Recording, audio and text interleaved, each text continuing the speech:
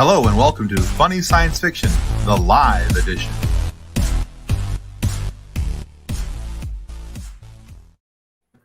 So I just realized that during the intro music that I had forgotten to tell our guests that we were going to bring them back out of the green room. And I just kind of, during the intro song, I'm just like, and jettison back to the green room. So guys who are waiting for those, they're also patiently for us. We didn't kick you out of the show. We'll have you back in just a minute. They'll catch on eventually. They'll catch on eventually. We'll fix it. No, there is no post. Okay. Nope, this is just what you get tonight. We're doing it live. So there's that.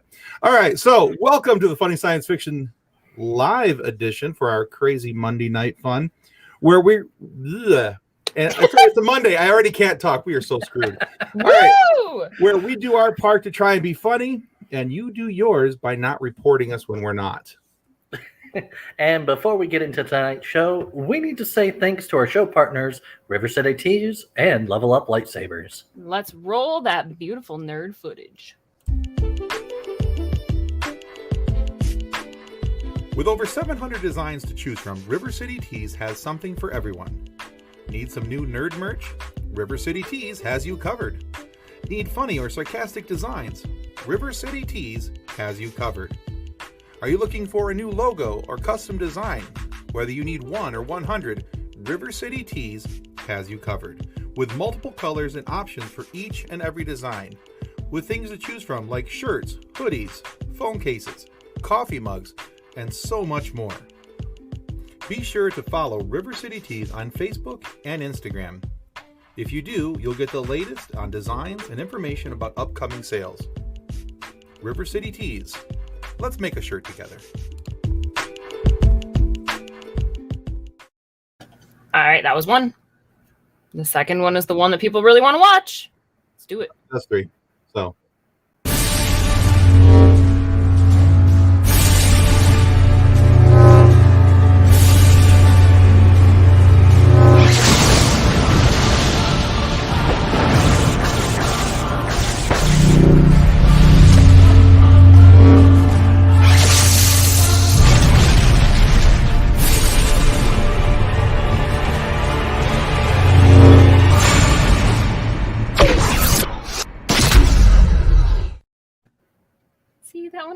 I don't know.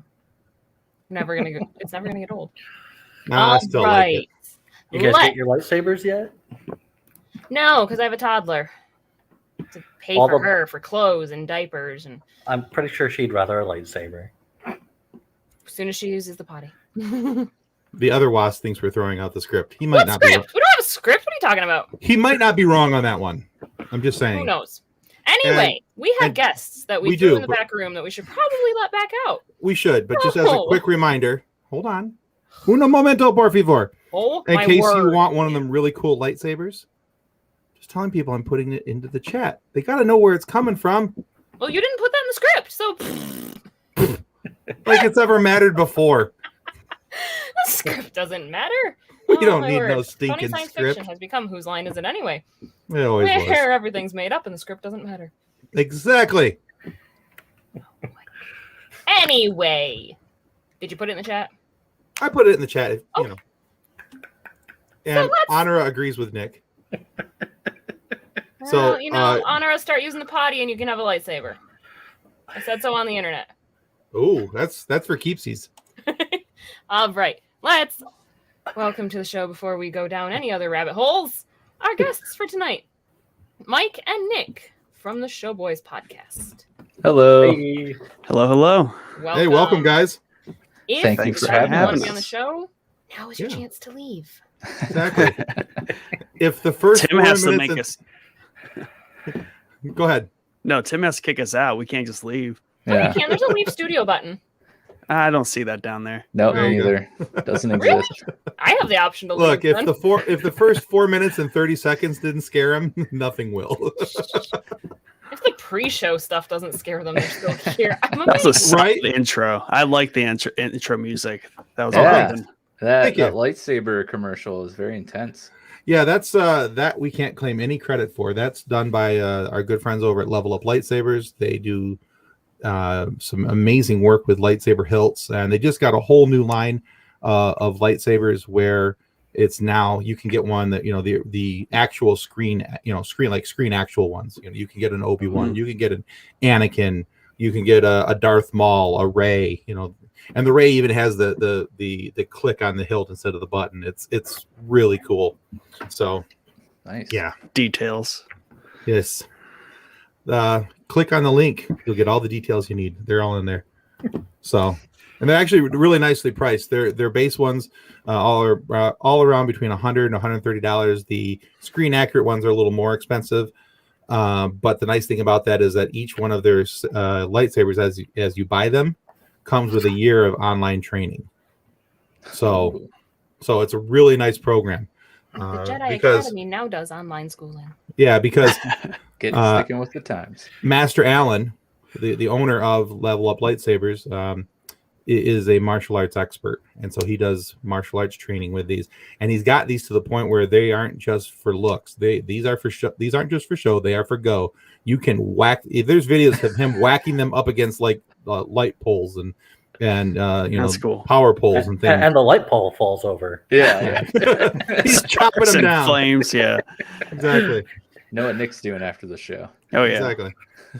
All right. So before we jump into topics for tonight, let's take a moment, and I'd like you guys to talk about the Show Boys. Talk about what you guys talk about on your show, why we need to listen to your show, and why your Bad Batch companion series is just so freaking awesome. I think you should take that one, Nick. Which one? All of it? Yeah, all of it. Oh my god. Okay. No, yeah. So the Show Boys, it was a real basic concept that Mike and I came up with, and really it just kind of channels what used to be our office talk, right? Of all the shows and different things that we're watching, for movies or even games that we're playing, and we just kind of channel that all into a podcast. Typically, they run a little long, anywhere from 2 to 3 hours. We try to get them shorter. It doesn't usually work out. Usually it flips on us and they're 4 hours. We haven't gotten that long though. But yeah, I mean, it's all real natural conversation driven, really just kind of hanging out, whether it's just a general, like just talking about what we've been watching, what we finished, what we want to watch, obviously sharing watch lists that are never ending and always piling up, the constant shuffle of what needs to be watched. I've caught up on my watch list. Have you? Must be nice. I don't know how that's even possible. Yeah. Oh man. He's single, doesn't have any kids. Well, there we go. Yeah. Some of the detail here. Yeah, Again, it must he be- has no, less just kidding. distractions. Yeah. That's the alternate So- Nick life. I used to know that. I used to know that. Nicks have 2 lives. It's one way or the other. It's nowhere in the middle. Oh, we have a Nick variant. Awesome. Yeah. Yes. Yeah. Variant Nick. Well, they both have The mustaches. life you so- could have, Nick. And glasses. Is that a trope? No. Anyways, Nicks now. are tropes. It might be. Nicks are Nicks are tropes. I believe it. But yeah, and then Things like sometimes t-shirt ideas. sometimes we do have topics where we kind of tailor an episode around a particular subject or a specific show. Always try to get back to the roots there. But yeah, I mean, Mike, got anything kind of to add there about the Show Boys main cast itself? Not into the weeds of our, as I think Tim called it, our podcast within a podcast, show within a show. Yeah. No, I think you did a pretty good job. I let you answer that because I didn't want to take up like half the episode trying to explain it. You'll find that the reason our podcast is so long is because I can't stop talking. So, Well, it's good that you true. recognize that then. yeah, he did a great job explaining that. We're just a couple of friends hanging out, talking about what we're watching and playing, and yeah, the alligator Nick variant. Yeah, so John, this is Kathleen's husband, by the way, wants to know if there's an alligator Nick variant, and if so, what does his mustache look like? I Arnold should have Schwarzenegger's dropped the mustache. beard for this episode. I feel It's like gonna like come out up over Yeah. his nostrils like this. I was seeing it more like a Colonel Sanders. I want to like roll out on the sides and be like big curly cues. yeah. I don't know if you guys ever remember. I think you two fellows might remember this guy. Pitcher, used to play for the A's and the Yankees. His name was Raleigh Fingers. Mhm. back in the day. Yeah, Nick's not familiar with the sports balls, but I know exactly. Oh, okay. So no sports ball for you. Okay, gotcha. Nope. But he had this big like 1880s bartender mustache with the big curly Q things on the end of it. It was pretty wicked. You have to remember you're talking to nerds, Tim. They don't do sports. Wicked awesome. I got you. I'm My sports fandom kind of almost threw a wrench in us coming on here because we're from Ohio, Northeast Ohio, and I see a Michigan hoodie. I'm sorry. And it's really hard to just be in the presence of a Michigan fan. That's okay. We won't even mention the state to the south of us. So you say Ohio, we say sorry. Nice.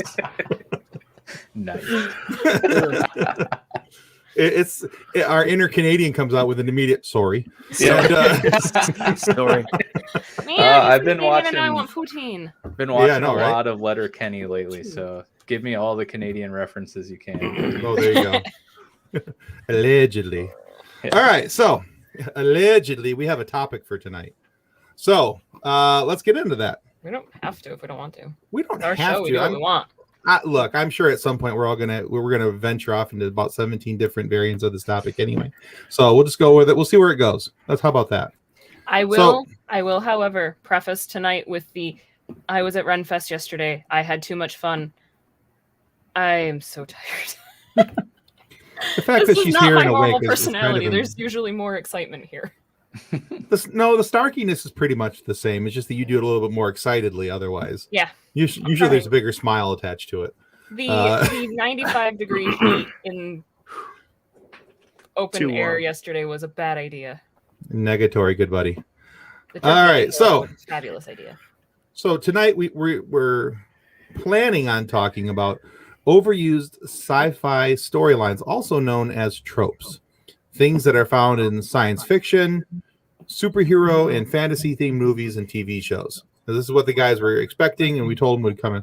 So each one of us have picked an overused trope, and we have an example of that trope to share with the audience. And just for Kathleen, trope. Terrible word.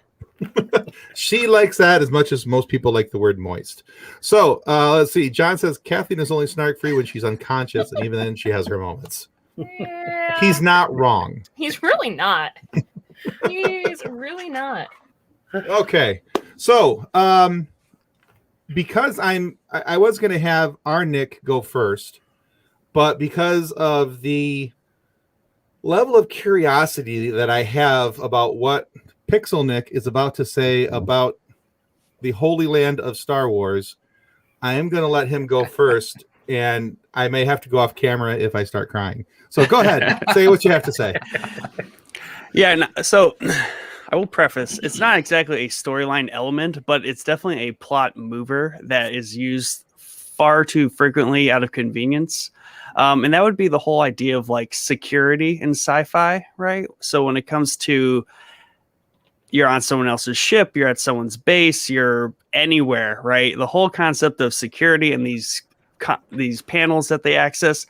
I mean, I can't even access like Mike's phone if I'm sitting next to him, let alone, or like my neighbor's Wi-Fi. So how around in space and sci-fi are we just able to freely access panels? Now, they're inaccessible out of convenience. Is the only time they're really inaccessible is when it's a plot device and it's like, oh crap, we can't access this door. Well, why not? Every other door you just like kind of breezed right through. What's the hold up now? Compactor. Yeah, right, exactly.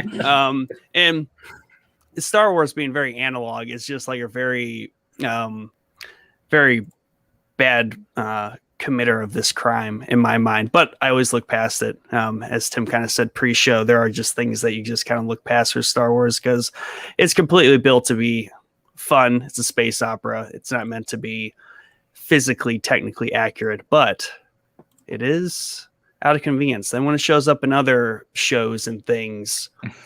Thank you, Tim. I was going to reference that. Yeah, exactly. Oh, R2, he fixes it all. That's right. Yeah, right. That the handy security dongle. Suddenly, somehow your droid can't get through that security, but they can get through everything else. Right.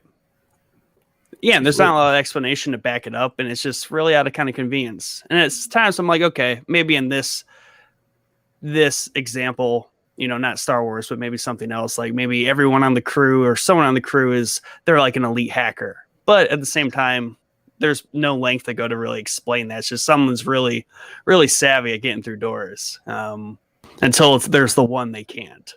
Because it has one wire going through the panel to like the main office or something. I also love how hilariously useless stormtroopers are. I mean, I don't know if that's like just a bad guys are useless trope across all sci-fi, but yeah, it's just in Star Wars, it's just kind of like, come on, they got to be able to hit something. Something. How did they get it like enlisted? Come on now. Well, because shooting wasn't a big part of being able to take orders. But like, have you seen True. the description of their helmets, where like their eyes are on their helmets? Of course, they can't shoot straight. They can't. How are they walking? They're just there for like meat suits, just for presence. I believe the sentence is they're there for a good time, not for a long time. Okay, Right. So That's right. But they would still somehow kill a red shirt. And since we were talking about I hate Canadian you. references, There you go. Jerk. little Timmy Hortons. They do go to some length to explain it in the Bad Batch, though. They try to a little bit, which is nice. Yeah, Bad Batch I think it was used as a nice device to. Hopefully we'll have an opportunity to kind of get more into this as we go down the line, but that was used as a nice device to kind of wrap up some things and point you in directions and on other storylines that kind of help explain things. So I feel like that's just Filoni's job. Yes. To use all of his series to just he is Mr. fill in Retcon. plot holes. George is like, you just keep it on the rails. Don't let it go off the rails. That's your only job. You got one job. If you're to replace me. John says stormtroopers and sharks with laser beams attached to their heads have roughly equal accuracy. Yep. He's not wrong. Yeah, I think George got to the point where he realized that he was really good at writing plot holes, and he trained Filoni to fix the plot holes. And I think he's doing a good job of it personally. He's great. Yeah, absolutely. All right, so okay. Well, I have no problem with anything he just said. I didn't even have to leave once for crying. It was strongly urged at the beginning because I thought for sure he was going to say something about my Holy Land. Did I subvert your expectations, Tim? I don't know the big word, but you did good. Okay. I was kind of hoping for something a little more spicy, though. No way. Yeah. See, yet another time Nick has disappointed me. Yep. You see, you could have went with the trope of there's the savior, and he's going to be the one, and that's going to fix everything and make everything better. Oh, that's a good trope. I was wondering. Underused. Yeah, I wasn't sure where Nick was going with that. Well, our Nick was going with that, and I have my finger hovering above his remove button. So, Das Boot. That was actually John's choice when I was talking about, well, what do I choose for this? And his least favorite trope is the chosen one. Yeah, that's pretty often used. I mean, even in The Fifth Element, one of my favorite sci-fi movies of all time, that's prevalent in the storyline. The Fifth Element is the chosen one. Has to be her. She's the only one who can fix it. It's it's a simple storytelling device, but it's one that gets used often. So, okay. All right, Mike, talk to us about your trope and your movie choice. Well, excuse me. I started with one, and then I'm on the fence of maybe changing it to another, or maybe I'll just say both. Ooh, why not both? Yeah, we'll just do both. So 40 minutes later. Yeah, exactly. That's all right. It's been a great episode. See you guys next week. Come back for part 2 next week. Yeah, exactly. No, I decided to go with the trope of aliens always coming to destroy planets, particularly Earth. Mm-hmm. and I don't know. Well, like, why can't we just have like cool, chill aliens that are just like, I don't know, like E.T. He just kind of got lost and he's just chilling, waiting to get picked up, right? Or Just looking for a phone. yeah, what was that one movie with Simon Pegg? I think Oh, it was like, Paul. yeah, Paul. I mean, there's come on, why can't we just have some cool, like chill aliens? They're just like making their way through the universe. They make a little pit stop on Earth, checking out, poking their head in, seeing what's up. But no, they all just want to destroy. I mean, what Or is procreate. this? Yeah. But Because then you humans go- rate these. Dude, well, okay, you're taking the fun out of this. Nick. That's right. That's what I Okay. do here. The other one that kind of goes in hand with that is the trope that America is always the one that saves the day and defeats the alien, menace. Mm-hmm. Yeah. And the movie I picked was Independence Day, which has probably 300 other tropes in it. But I mean, we It's a even have cliche wagon. even have the obligatory destruction of the White House, right? I think the president was like a fighter pilot or something and led a squadron. I mean, it just really had it all. But It was a summer blockbuster. They had to hit all the notes check on all that the one. boxes. Yeah. It's like regardless, I love imagine that movie, the though, producer sitting there going with the cliche list going, "Yep." Like I said to you guys before, need it, got it, want it, need it, got it, got it. Yeah. I think that we one got that was room more for of the one got more. it, got it, Come on, got let's it, throw got one it. more in there. Yeah, it's but it's a good movie though. It doesn't It is. the use of the tropes doesn't take away from the movie. And I think that's one of the things I think probably in everything that we're going to talk about tonight, the use of the tropes, even though they're overused, it's not taking away from the quality of the movie. Mhm. Yeah. Necessarily. I mean, there are some movies that just suck to begin with, and the trope is Dune. neither here nor there. Dune. There's no saving it. So, Are you that's guys excited for the new one? We'd been 20 minutes without mentioning that Tim hates Dune. So how do you hack an alien spaceship with a MacBook? Sure, Apple products are cool. For crying out loud. He's It would not be- wrong. it would be easier to do it with a MacBook than with a Windows machine, though. That I will give Apple credit for. Is it That's though? about it. Well, Windows would decide it had to update halfway through. At least 3 blue screen crashes. Yeah, Mac, you just don't update at all. You just leave it. Right. Just let it run. It'll be fine. Most hackers I know use a Windows computer and can't stand Apple.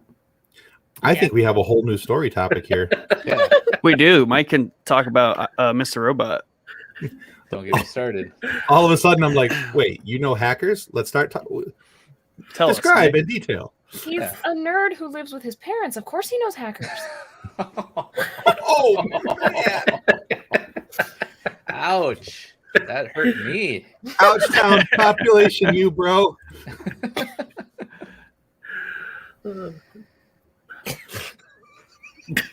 Oh no.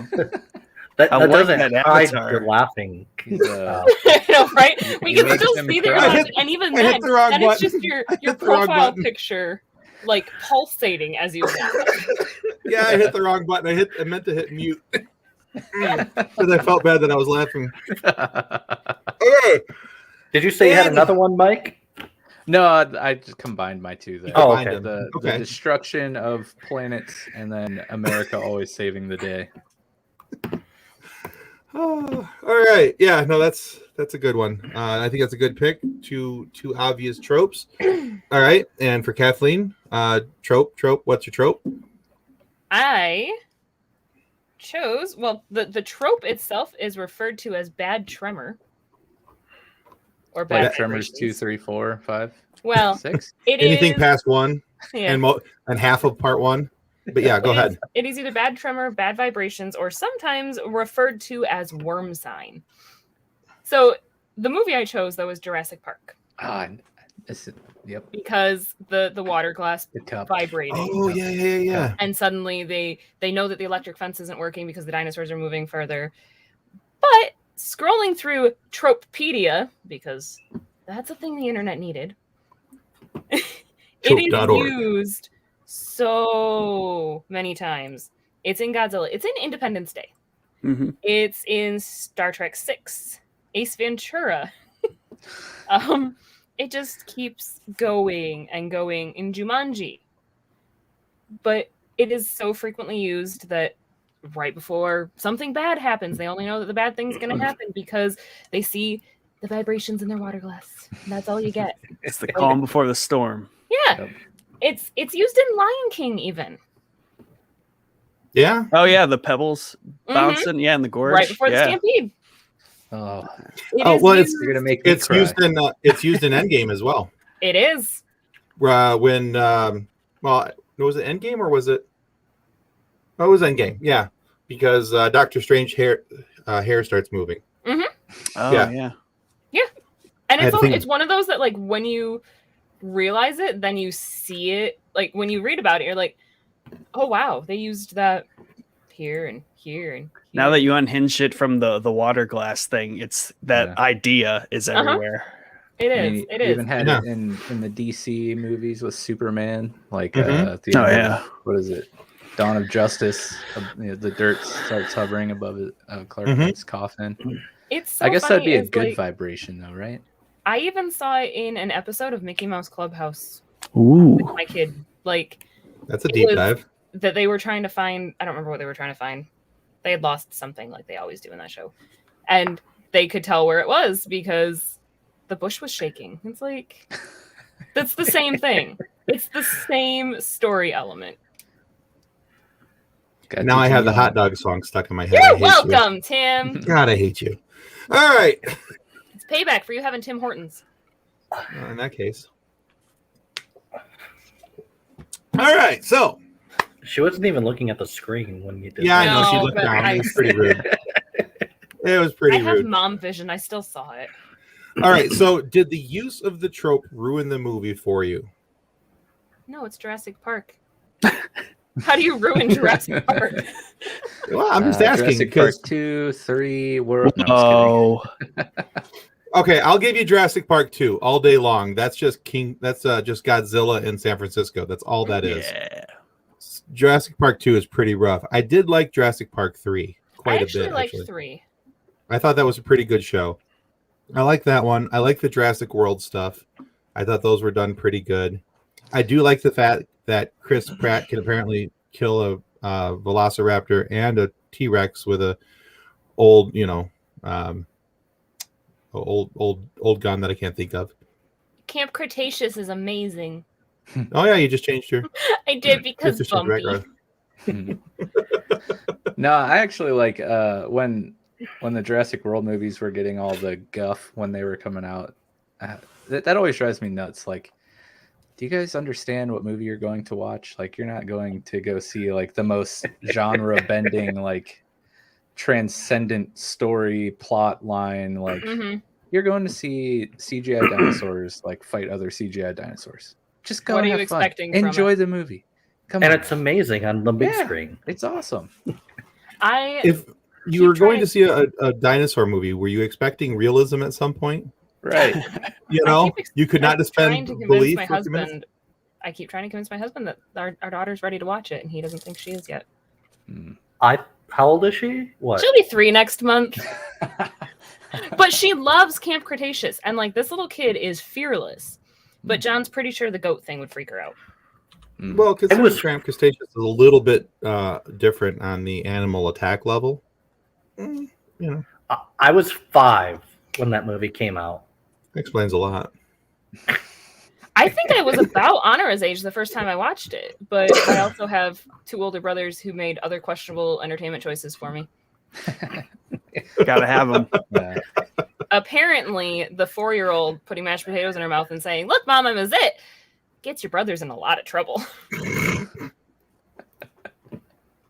Yes. Nice. All right, Nick, let's talk about the trope you chose and the example you have to show it off. So I had a really hard time with this because I'm like, but I like all these tropes that are overused. Like I didn't really have Right. anything that was this trope happens all the time. And so I chose the show Firefly because it's almost anti-overused trope. Curse your sudden but inevitable betrayal.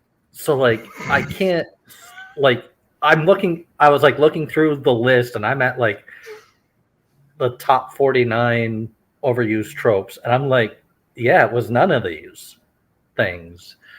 And that's about all I have to say about that. I'm a leaf in the wind. All right. So what's one trope that they used in a positive way that they give us an example of that? I think they really did a good job with using human character as in pushing the story forward. Like you understood the reasons why someone reacted the way they did because of their history and their like you were like, okay, that makes perfect sense. I would probably do that too. And it just felt human, I guess you could say, because it's like things that people would normally choose to do if given that same situation with that personality, I guess. Okay. I feel All like right. that leads to maybe another trope that might get overused a bit in science fiction is giving aliens those human characteristics and drives. Like, just, I don't know, make them But there were no completely aliens alien and in like Firefly. really weird. Like, I don't want to be able to relate to an alien and say like, shoot, I don't know, a Star Wars planet, right? Because it's an alien. Like they should just act They should be alien. totally alien and not like, I don't know. I don't know if that understand makes your any weird sense. Get drunk at the cantina? Yeah, that's what all aliens want to do. Yeah.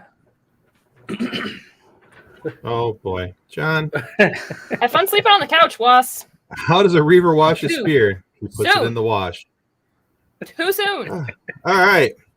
So no, I get what you're saying though, Mike, because I think I agree with that pretty much as well. Because even though I give Star Trek a lot of crap, especially the original series, for the massive overacting of one William Shatner.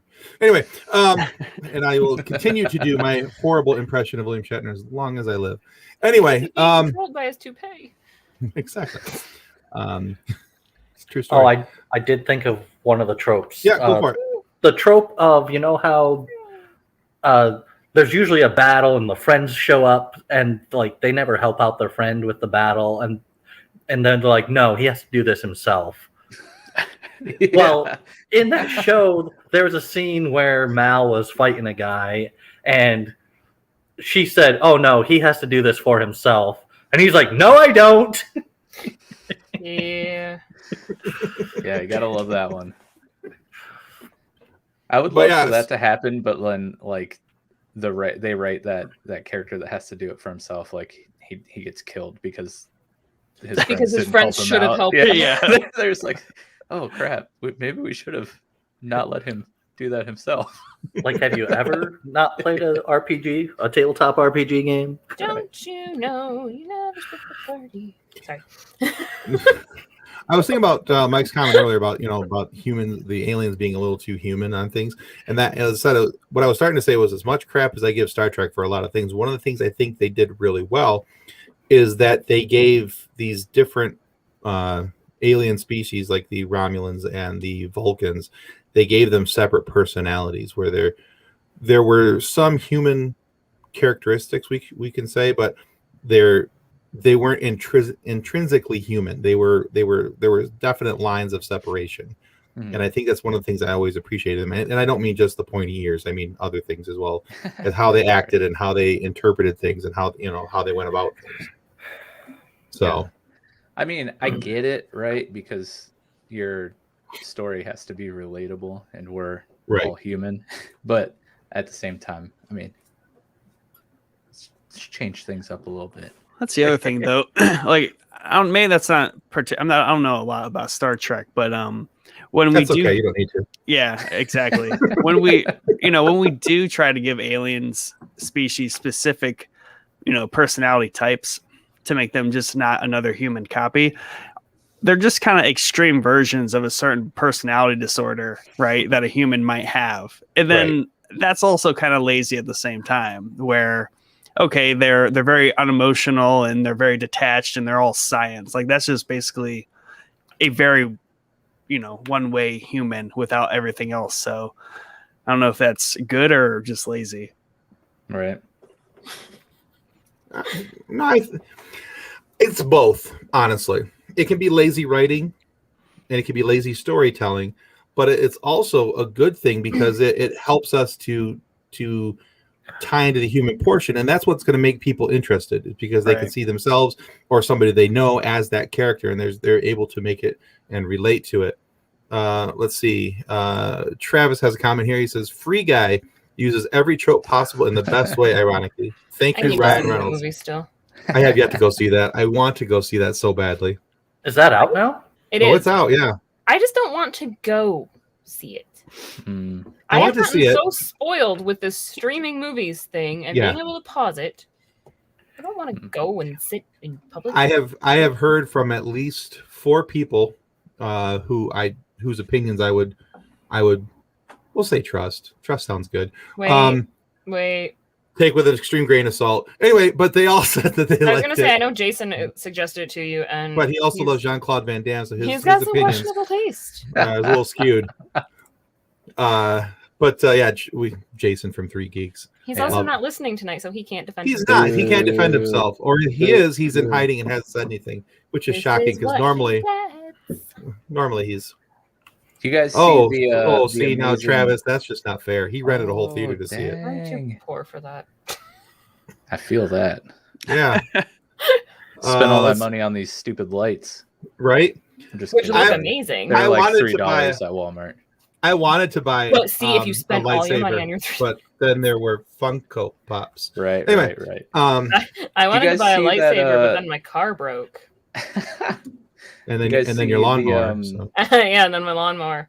The trailer or like the reaction video with Deadpool and Korg reacting to the Free Guy trailer. No, I have not. Oh my gosh, it's so funny. You need to watch it. In It's a hilarious. way, is showing Deadpool in the MCU multiverse. Exactly. I'll be back. Which makes my heart so happy. No, I'm just kidding. Because I almost chose Deadpool 2 for my trope tonight. Oh, really? What trope would that be? With Cable coming back to try to stop future events from happening. Going back to kill the bad person before they become the bad person. Right. Man, that was a good movie. I want to rewatch that. Was also says the next episode, an analysis of how Christopher Robin's friends are just personifications of different mental disorders. I think we had an episode on that. It's true. It very much is true. And then again, if you were oh God, why can't I think of his name anymore? Ewan McGregor? No. Winnie the Pooh? No, the mule. Eeyore. He's a donkey. Yeah, if you had same diff. There's a big difference. I'm sure there is. I would have to care. So therefore, same diff.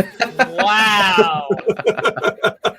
But then again, I think I would be grumpy all the time too if I had a tail stunk to my butt with a nail. So yep.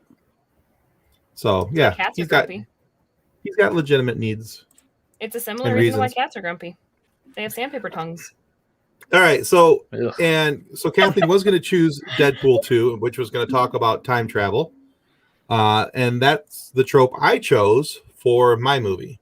I chose Endgame as my example of a trope. So now, for the most part, I don't have a problem with time travel movies. I don't have a problem with. I just want to see them be done in a way that. Now, I'm no scientist. Don't know if you picked up on that. We never noticed. Yeah, shush.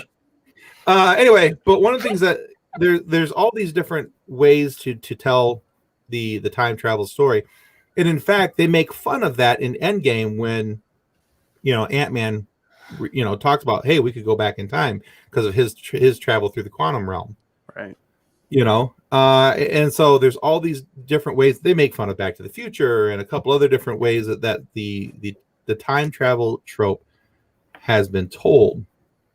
But in any way that it's ever been told, anything that you do to go back into time, you make a wrinkle, and even in Endgame, the Ancient One, as she's describing it to the Hulk, she talks about how even with a simple extraction of one thing here, it's a whole new timeline, and all these different things branch out from off of that, creating all these different paradoxes.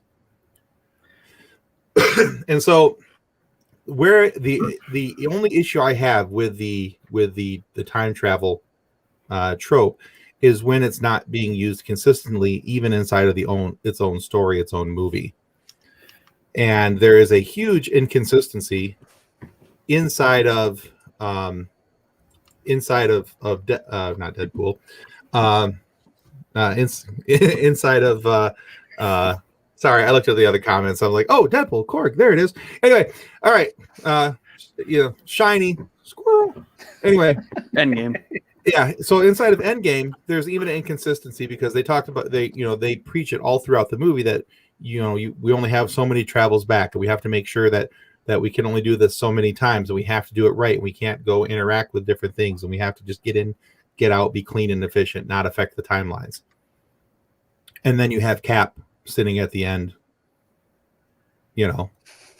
with a shield to give to Sam, and Right. and somehow that affected the timeline. And how did he get back there at the exact time and place and moment when everything was going to happen? There's a whole lot of questions I have about that scene in Endgame.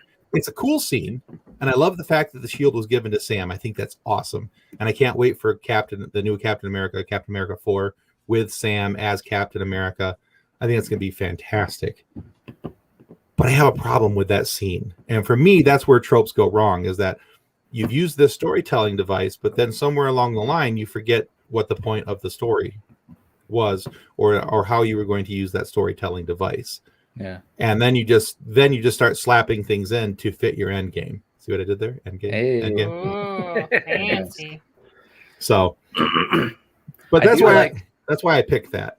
I do like how in every trip back through time, they all did something like to affect the timeline, but nothing happened. Right.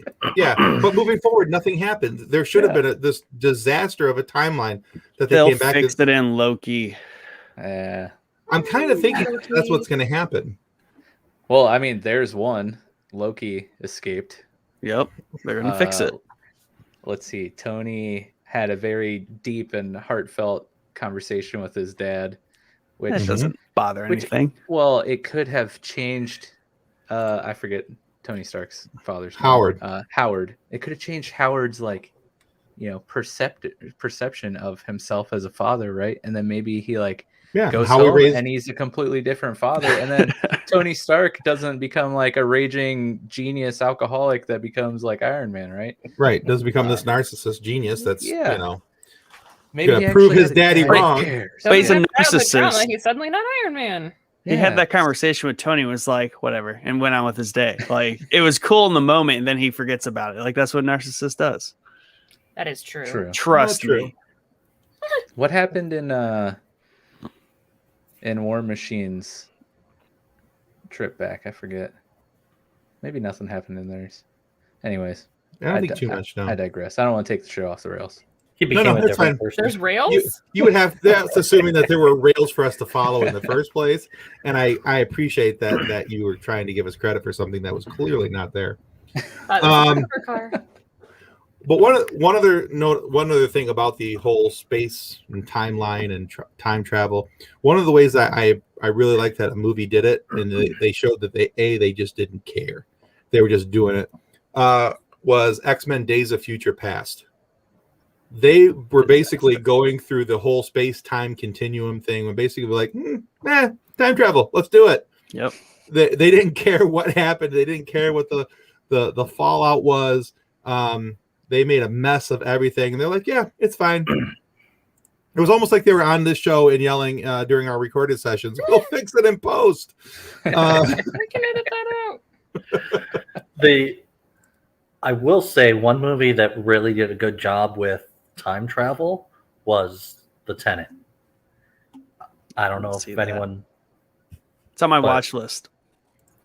Move it up. ever-growing watch Move list. it up to the higher end of the watch list. It's a movie. It has a good chance of it. It's not like a 10-season series, so Yeah, might be I keep unlucky. saying that, and it's still on my watch list.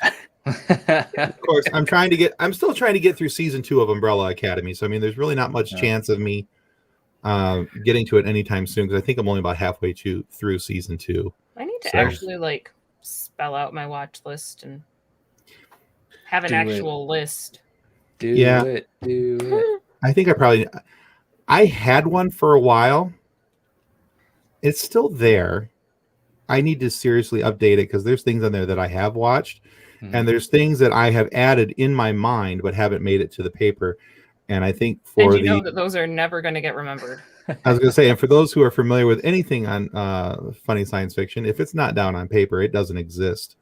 So Nice. yeah, I got to do a little bit of changing up there. I feel you though on sludging through a show.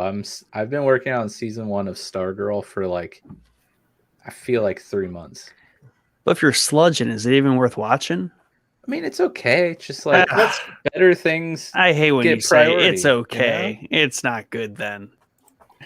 It's not bad for a CW type. You think show, so- everything's good, so when you say it's okay, that really means it's bad. True. Sorry, Jordan. What's, Stargirl is not good, according to Mike. That's the one with Shots fired. the Arquette guy, right? It is No, not Arquette. Luke Wilson.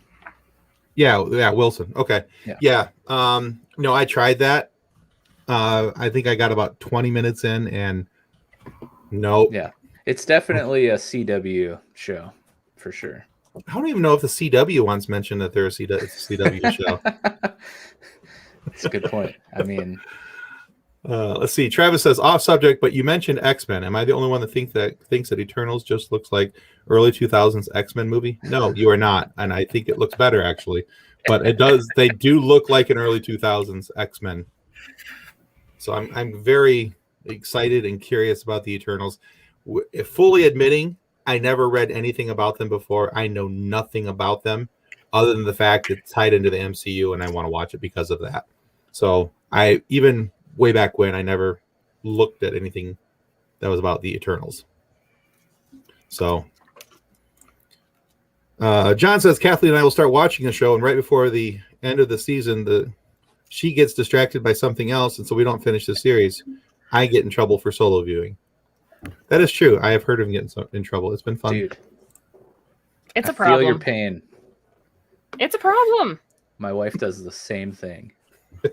I'm like, I don't mean to, but I can't help it. And then like the thing that I get distracted by is usually a show I've already watched like 4 times.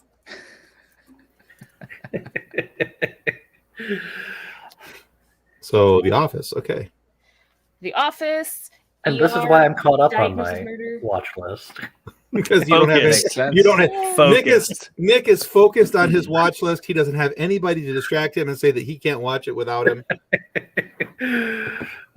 Benefits to being single. Superman and Lois is that the new one on CW, right? With the new Superman. Yeah. Yeah, that's what I thought. Okay. Yeah, I have not watched that either. I'll be honest with you. I've been waiting to hear from anybody, what they thought of it, other than just an internet review, because I hadn't heard of anyone that had watched it, and I'm very skeptical of CW shows at this point. Is this still considered an internet review? Touche. Well, you got me there. So, all right. Well, we're running up in about 10 minutes left in the show. Any last thoughts about tropes? They're stupid. You just don't like the word. I really just don't like the word. If you were to pick a different word for this, what would it be? Cliche. Cliche. Okay. Honestly. good And word. I don't know. Like, I think it is just the connotation behind it that bothers me, is the trope has such a negative connotation. It's like, no, it's a story element that Yeah. it's It's a device. obviously a good story element if it's used more than once. True. Right. A cliche is the negative aspect of a trope. See, but I find cliche to be less demeaning sounding than trope does. Fight. I can see both sides of that argument, actually. You could say trope. Do you wear that on? Do you wear that on your head? A trope? Yes, obviously the tilde that makes it. It's not tilde. The accent that makes it seem less demeaning. Yeah, I mean, there has to be something to these cliches or tropes, right? That, like you said, that they're used all the time. But I think it's much like everything else is, as long as it's executed well, Right. They're okay. And it is a lot like with music. There are only so many notes. Yeah. Right. There are Something's only going so to get many reused. ways you can write stories. Right. Exactly. And as long as it's a story element and not Disney just remaking a thing again so they can re-up their copyright, I think it's okay. We call Did that, it look cool? That's the question. Did it look cool? Was it cool? Was it fun? If so, then go for it. It doesn't really much matter. As John says, trope. All right, guys. So let's ask you real quick: where can everybody find out more about the Showboys? If you guys have enjoyed listening to them tonight here on the show and their cool takes on things, where can our followers, come find you?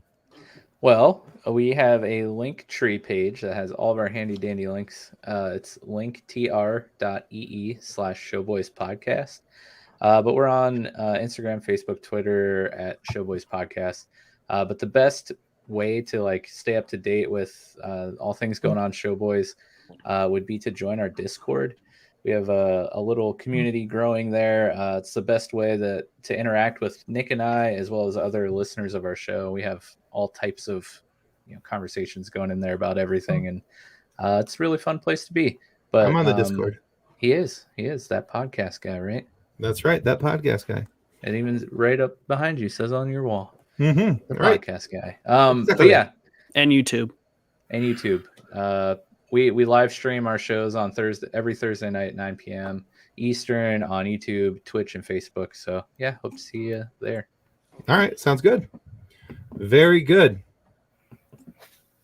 Word. You have 9 minutes to talk about Bad Batch.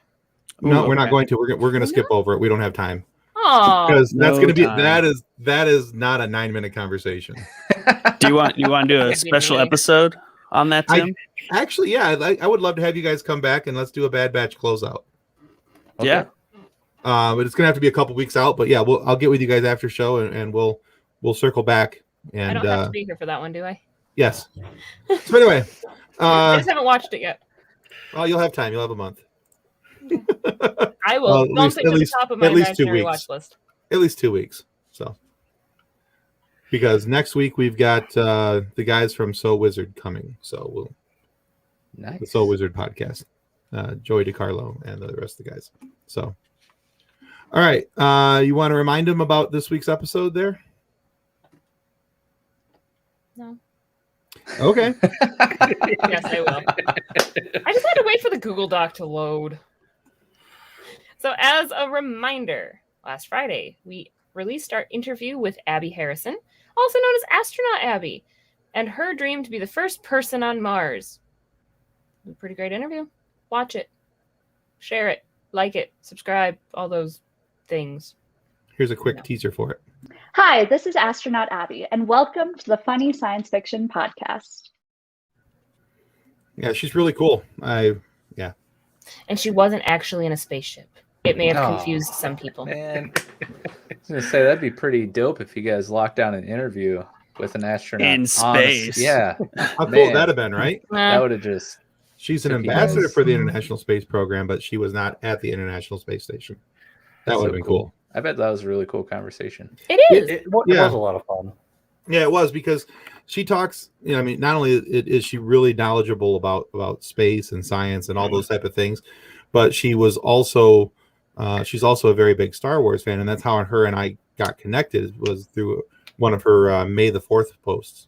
Oh, nice. And so I saw this big May the 4th post from this person called Astronaut Abby, and I had to find out more about him. Like, all right, what are you doing over here with your sciencey stuff and Star Wars? And not that I'm protective of Star Wars, but yeah. But Star Wars is like his marriage. I have said that many, many times. Which is why I say it in such a mocking tone. Yes, I know.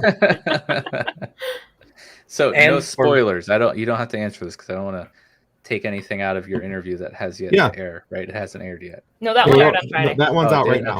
now. Okay. Is she like doing anything with Elon Musk to get up there to Mars? No, it doesn't sound like it. Sounds like she has a foundation called the Mars Generation that she's working through, that she helped fund, and she's helping other kids get to space camp and things like that. Nice. Sounds like she's working with NASA to some degree. So going through the training portions of how to become a NASA astronaut. Nice. Has she been to space yet? Not yet, but she wants okay. desperately to be the first person on Mars.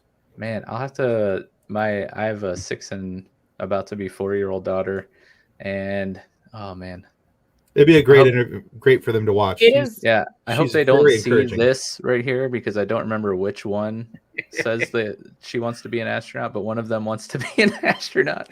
I swear I'm not a bad dad. No, But I get it. They talk a lot, and it's hard to Yeah. keep them straight. I and only it's like have every one. other day they want to be something else. So it's just like, but yeah, maybe I'll watch that with them and be like, There is. I Here's actually a did girl. ask She her wants about to go- encouraging young girls to stay in math and science because, as a girl mom, that's one of those things that Yeah. I'm interested in. Was trying to make sure that my daughter keeps that interest alive.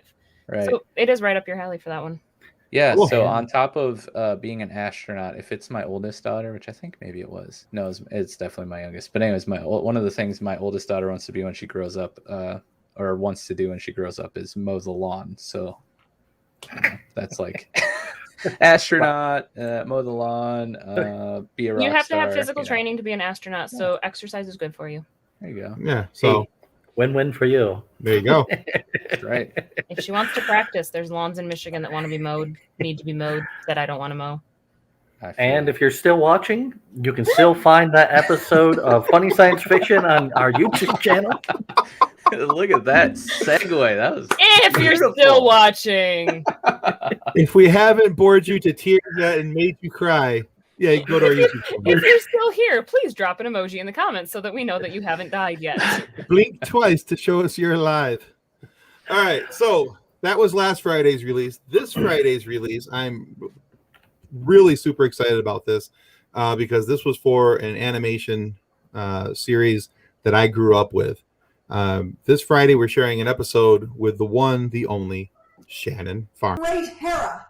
Who'd have believed that Shannon Farnan would be introducing these funny science fiction videos? So before there was Linda Carter, before there was Gal Gadot, there was Shannon Farnan. She was the original Wonder Woman. And so, yeah, so she did all the portraying of and voicing of Wonder Woman in Super Friends, Challenge of the Super Friends, and there's a third version of that. I can't remember the name of it, but she did all of those. You'll be able to watch that this Friday. It'll be released Friday morning on our YouTube channel. Of course, the audio-only version will be released on your favorite audio podcast destination. So you guys will be able to find it all there. Awesome. And if anybody's still here, that was our show. You did it. You made it. Yay! You have come to the end. You have survived your hour of torture.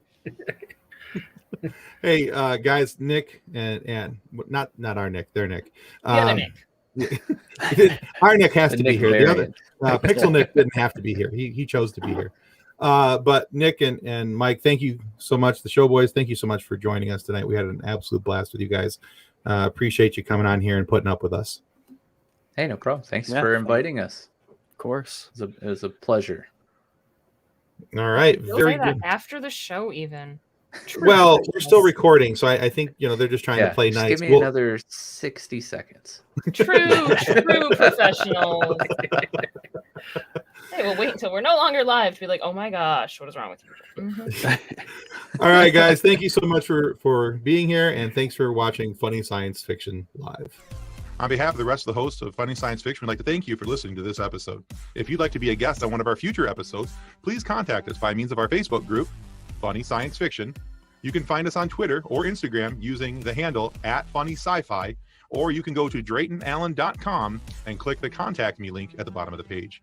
Thanks again. Hope you enjoyed the episode.